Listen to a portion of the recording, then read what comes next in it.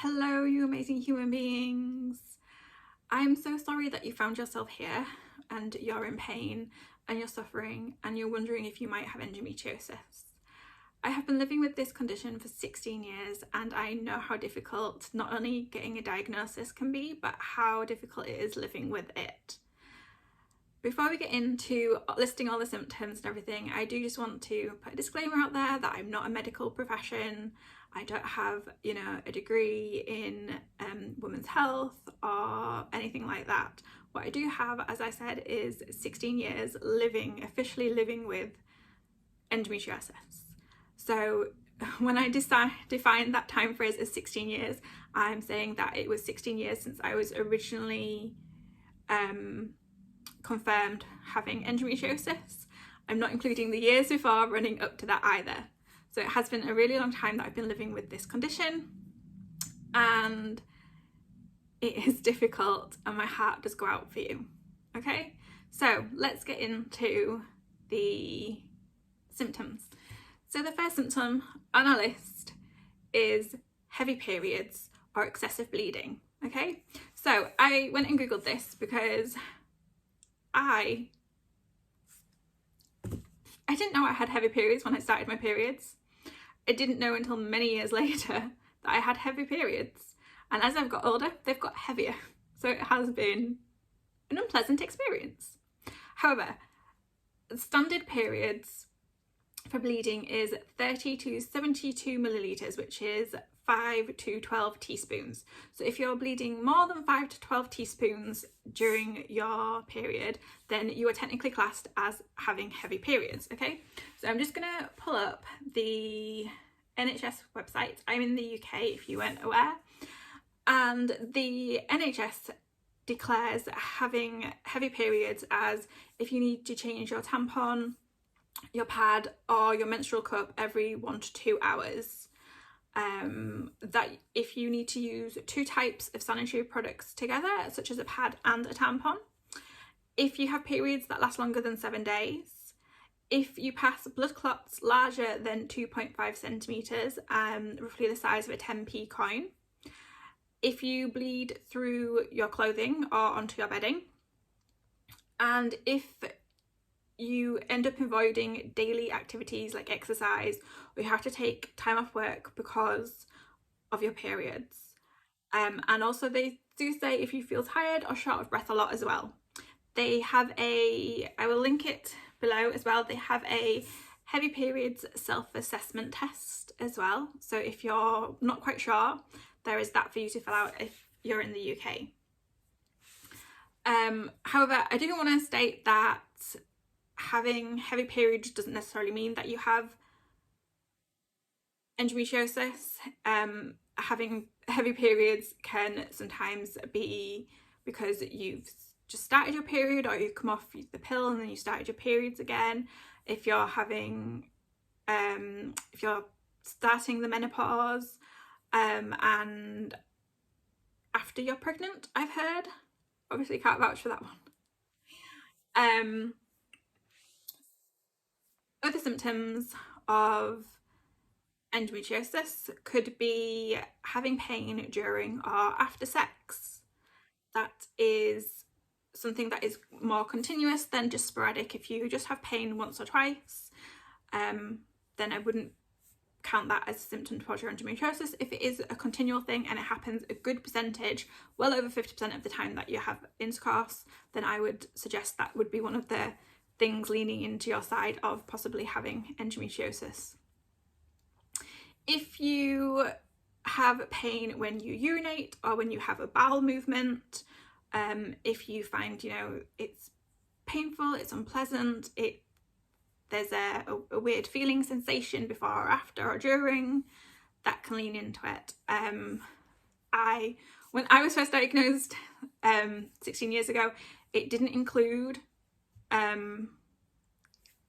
urination, it was just bowel movements, so it's quite good that it now includes urination.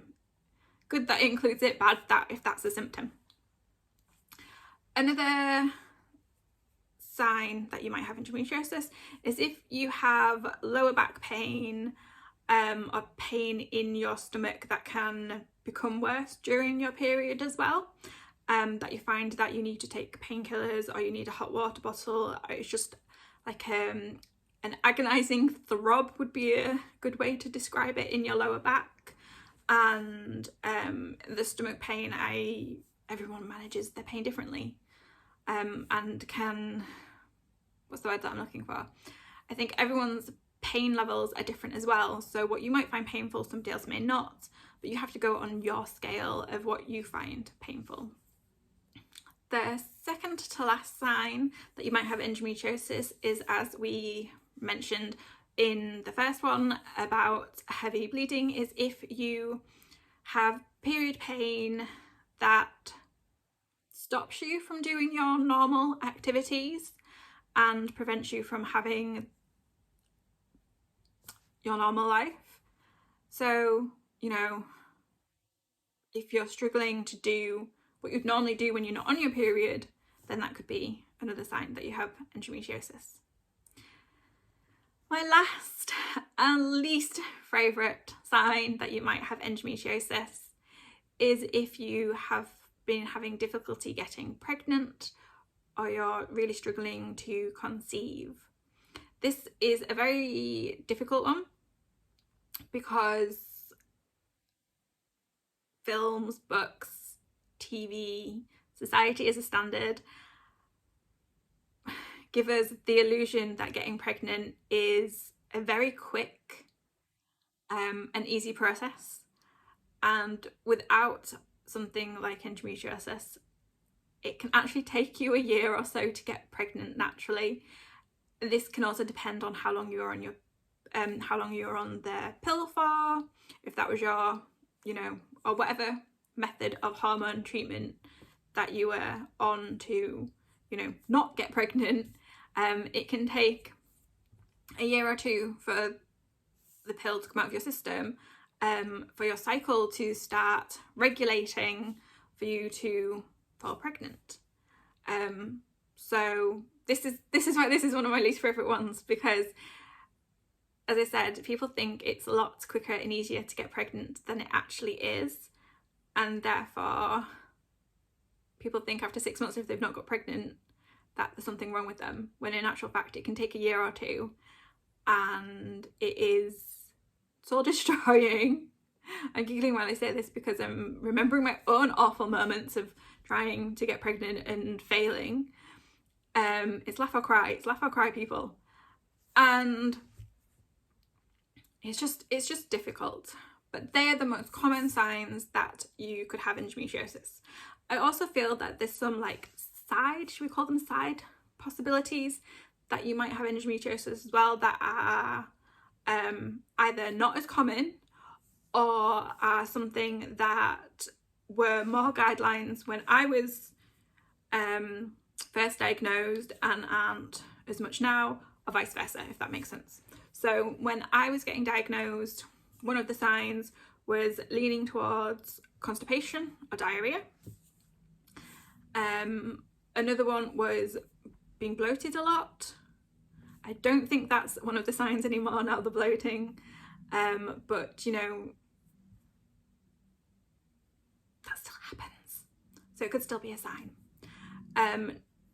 Feeling nauseous a lot and vomiting, especially around your cycle, in your ovulation phase, and while you're on your period as well.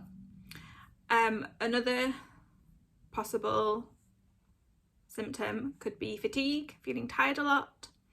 And another one that is quite common, that I have connected with plenty of other women with endometriosis, have also had this as well, is suffering from quite bad migraines.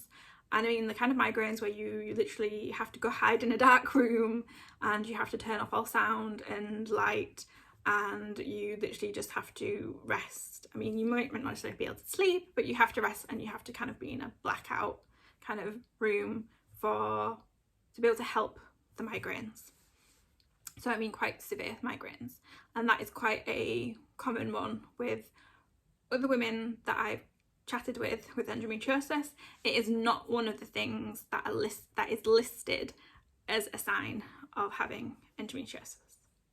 While these are really common signs that you might have endometriosis, you might actually find yourself being diagnosed with endometriosis, PCOS, I'm going to pronounce this wrong and for which I do apologise, fibromyalgia,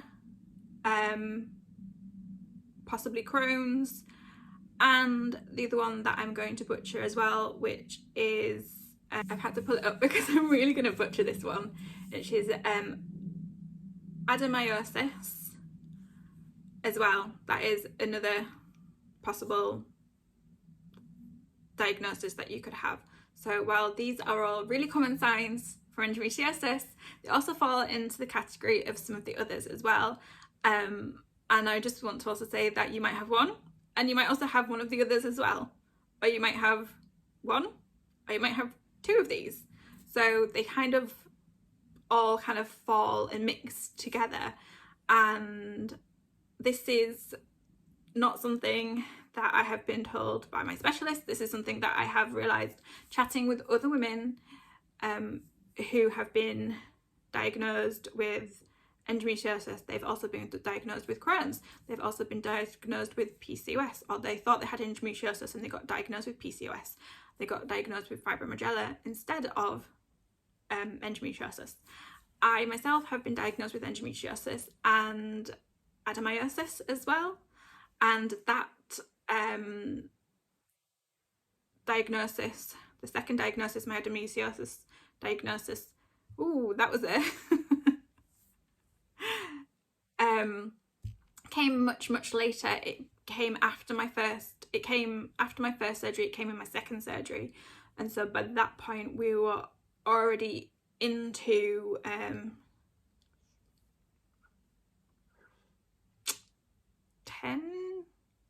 years, maybe 10 years, I think 10 years. So it was 10 years between officially being told that I had endometriosis to then finding out, oh, you've also actually got adenomyosis as well as endometriosis. And then 2 years after that, I had that you might have Crohn's as well. So I just want you to be aware that those other things can slot in and come with those. And sometimes it feels like those symptoms can get mistaken for other things. But at least if you're aware of those symptoms and you go with, I think I have this, then you're less surprised that you may have that as well. If you have ticked any of the boxes of a yes on these symptoms, then I'm sorry, that sucks. But I also want you to be made aware of that you now need to be tracking these symptoms. And if you weren't already, I highly suggest you track your cycle. So the first thing that I'm going to recommend is an app called Clue, literally spelled C-L-U-E, for period tracking. It is a really good app. It's full of useful, helpful information that has only got better as the years have gone on. Prior to the last 2 years, for me personally, I had been using the app, and even when I check into it every now and again, I can see the improvements even over the last 2 years that the company have made to the app. It's really, I've always found it spot on with tracking my cycle for me and letting me see where I am in my cycle, when to expect a period, and when I would be going into ovulation as well. And I also have, if you watched any of the videos on this channel, you'll have seen and noticed that I journal. So I write down my symptoms, I track my symptoms in my journal. You can nowadays get period journals. I don't have any, I've never used them, but there's some really good ones out there that I've seen on Etsy, particularly. If I find the link for the one that I remember seeing, I will link it below, but if there isn't a link, then I apologise, I've just not been able to find it. In the UK there is an organisation,